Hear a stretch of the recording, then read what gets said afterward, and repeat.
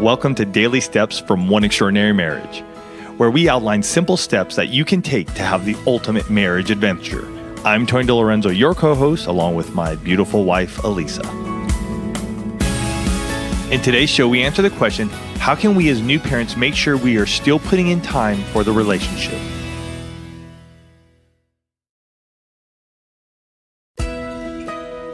This wife goes on to say, we don't want to let our marriage slip through the cracks.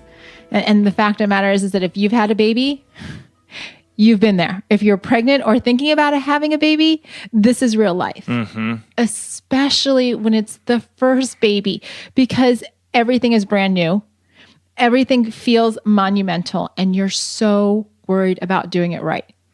I mean, I remember when we brought our firstborn home from the hospital, and we had him in his car seat in our little apartment up in Spokane, Washington. I remember looking at him and looking at Tony and saying, we don't have the manual.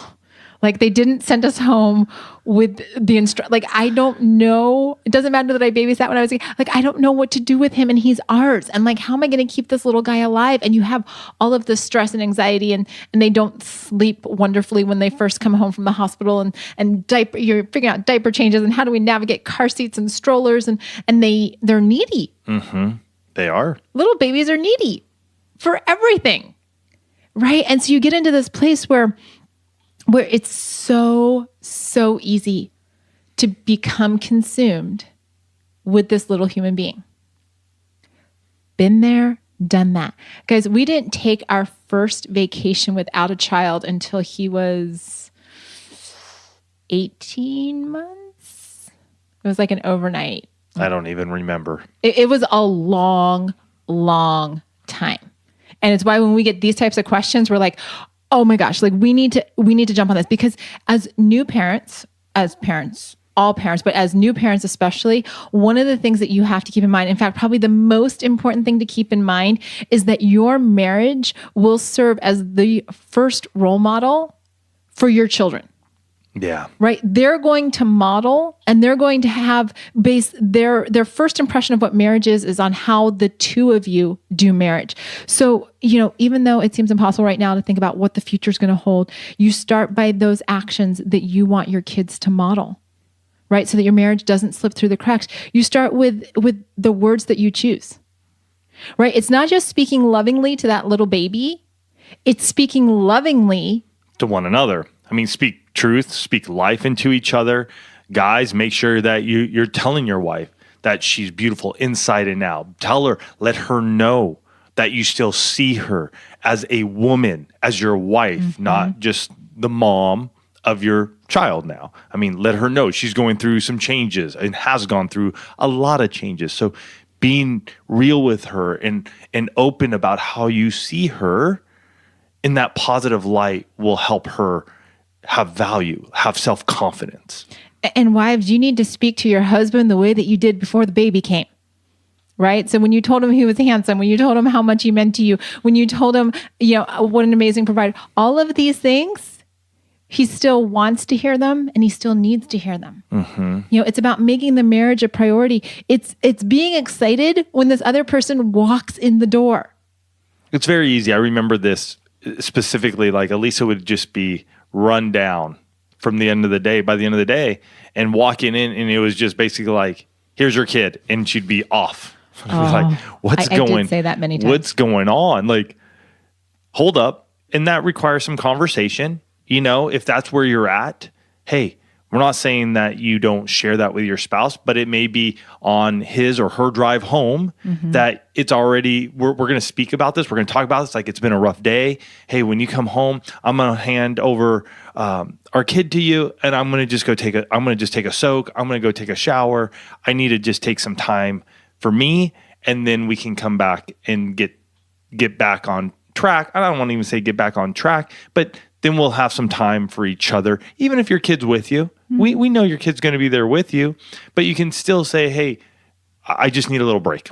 Right. And it's that communication piece that matters so much. And, that spills over into spending time with your spouse, and modeling, even from like the newborn age, modeling how the marriage relationship is the priority. Now, here's a big one, like possibly before you had your kid or kids, you went out a lot, or you may have, went out on a date and had a dinner and a movie. And now with the little one, you're not there yet because you don't feel comfortable leaving them. Totally get that. Have at-home dates. Put the kid to bed. Put a blanket down on the living room floor or the family room floor. Set up a meal. Put the candles out. Eat together. Watch a movie. Do those little things. You got to find time in your schedule to do some of the little things. It may not be as extravagant or outlandish or going out like you used to, and yet you can still have amazing moments and times. And I bring that one up because that is a memory that I still cherish when our kids were little, that we had together. We didn't get out. We didn't have babysitters around us readily available. So that's what we did. And it's still, to this day, is one of those memories that I cherish a ton. The other thing is, get your calendars out and schedule these things. Because if you're going to just let life hit you, you are. It's going to hit you. Been there, done that. And before you know it, 3 months goes by and you haven't done a thing and you're wondering why your relationship is slipping through the cracks. Well, that's why. Pull out your calendars. Start the intimacy lifestyle. Make sure that your sexual intimacy is a priority in your life. Make sure your communications. Make sure you get a coffee break in once a week. Again, maybe when the kid's asleep, it may be when you're just bouncing them on your knee.